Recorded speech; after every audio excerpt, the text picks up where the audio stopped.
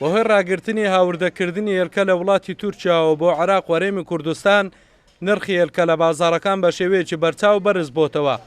بە جۆرێک نرخی یەک کارتۆن هێلکەی سپی لە 25,000 دینارەوە بووە تا 50,000 و یەک کارتۆن هێلکەی سوور لە 27,000ەوە بووە تا 47,000 دینار.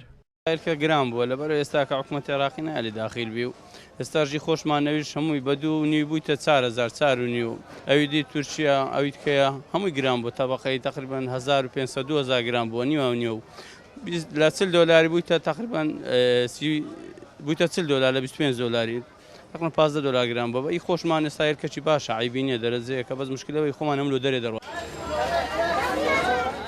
ئێستا لە بازاڕەکانی هەرێمی کوردستان کێشەی کەمی هێلکە دروست بووە. هاوردەکردنی هێلکە ڕاگیراوە. هێلکەی ناوخۆش دەنێردرێت بۆ خوارە و ناوەڕاستی عێراق. بەمەش نرخی هێلکەی سپی سوور بە ڕێژەیەکی زۆر بەرز بۆتەوە و کاریگەری ڕاستە و خۆی لەسەر هاوڵاتیان دروست کردووە. والله ئەلان ئەوڕۆ بە 5,000 کوڕی دەستەی پێشترێ بە 2500 دیناری بوو.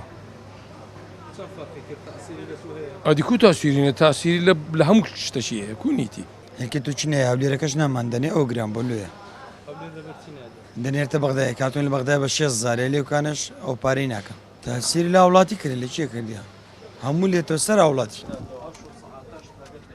بە بڕیارێکی حکوومەتی عێراق هاوردەکردنی هێلکە لە تورکیاوە بۆ عێراق و هەرێمی کوردستان ڕاگیراوە. بەمەش کاریگەری ڕاستەوخۆی لەسەر بازار دروست کردووە. هێلکە لە بازاڕەکانی هەرێمی کوردستان بە ڕێژەیەکی بەرچاو کەم بووتەوە.